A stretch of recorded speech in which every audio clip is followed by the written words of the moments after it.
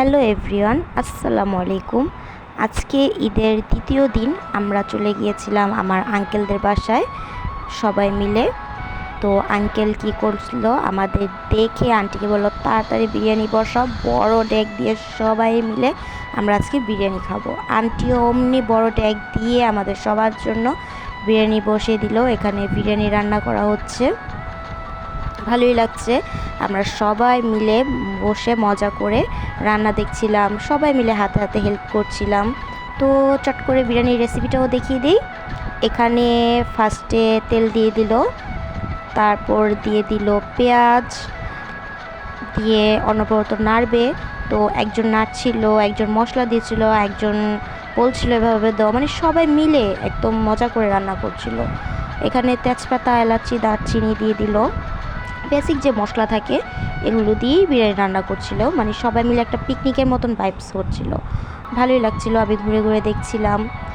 এখানে আবার সবাই আন্টি চাল দিচ্ছিল, তারপরে এখানে দিয়ে দিবে আদা রসুন বাটা, দিয়ে সুন্দরভাবে মশলাটা কষাবে। আন্টি আবার বলছিল যে দেখো আমাদের গাছ, আন্টি গাছের এই যে টমেটো হয়েছে এগুলো দেখাচ্ছিল। এখানে বাদামের পেস্ট দিয়ে দিল আবার। এটা আমার আঙ্কেল বাবা, ওনারা গল্প করছিল। আঙ্কেল বলছিল সবার জন্য চা বানাও, আমরা খাবো। তো এই যে এখানে আন্টি আবার এসে গরুর গোস্তটা দিয়ে দিল কষানোর জন্য ধুয়ে। এখন গোস্তটা কষানো হচ্ছে, এ ফাঁকে আন্টি গেল চা বানাতে। তো কষানোর ফাঁকে ফাঁকে আমি আবার ঘুরে ঘুরে গাছগাছলি কী কী হয়েছে এগুলো দেখছিলাম। এখানে বিরিয়ানি মশলাটা দিয়ে দিল।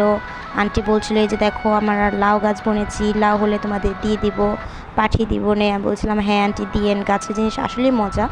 এখানে চা হয়ে এসেছে, আমি আমার চাচাতো ভাইকে চা দিচ্ছিলাম, আঙ্কেলদের সবাইকে চা দিচ্ছিলাম, সবাই মিলে খাচ্ছিলাম, একসাথে আড্ডা মারছিলাম, ভালোই লাগছিল। এখানে আবার টমেটো সস দিয়ে দিল। তো আন্টি আবার ঘুরে ঘুরে বলছিল যাওয়ার সময় সবজি টবজি, সব সময় আন্টি যাওয়ার সময় আমাদের সবজি টবজি সব দিয়ে দেয়, তাদের বাড়িতে যা যা হয়। এখানে দেখতে পাচ্ছেন টক দইটাও দিয়ে দিয়েছে। তারপর আন্টি আবার পাশের এক আন্টিকে ডেকে বলল কিছু শাক তুলে দিতে, আমাদের নাকি যাওয়ার সময় দিয়ে দিবে। তো এটাই করা হচ্ছিল। এখন আবার রেসিপিতে চলে যাই। এখানে আবার বাবা বলছিল যে বিরিয়ানিতে মুগ ডাল দিলে অনেক মজা হয়, তাই আবার মুগ ডাল ধুয়ে দিয়ে দিল। আবার কিছু মটরশুঁটি দিয়ে দিল।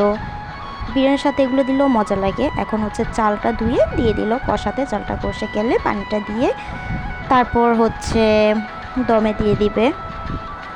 এখন চালটা দিয়ে সুন্দরভাবে নাড়ছিল।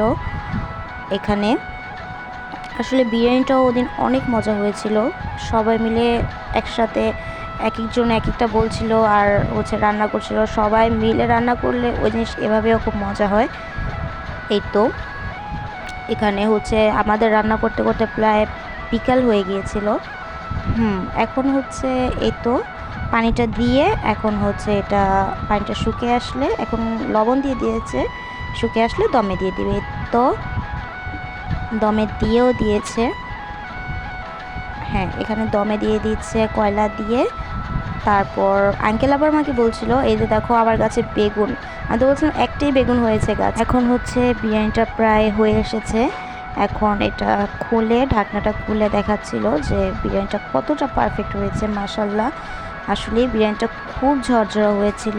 উপরে আবার ঘি দিয়ে দিচ্ছিল, ঘি দিয়ে তারপর একটা সুন্দরভাবে নাড়া দিয়ে এটাকে রান্নাটা কমপ্লিট করা হলো। এখানে নেড়ে নেড়ে দেখাচ্ছিল যে আসলে কতটা ঝরঝরা হয়েছে। বিরিয়ানিটা আসলে খুব মজা হয়েছিল খেতে, মাশাল্লাহ। ওদিন অনেক মজা হয়েছে। আঙ্কেলকে অনেক অনেক থ্যাঙ্কস, আমাদের এরকম একটা পিকনিক ভাইবস দেওয়ার জন্য। ভালোই লাগছিল। তো আজকে এই পর্যন্তই, সবাই ভালো থাকবেন, আল্লাহ হাফেজ।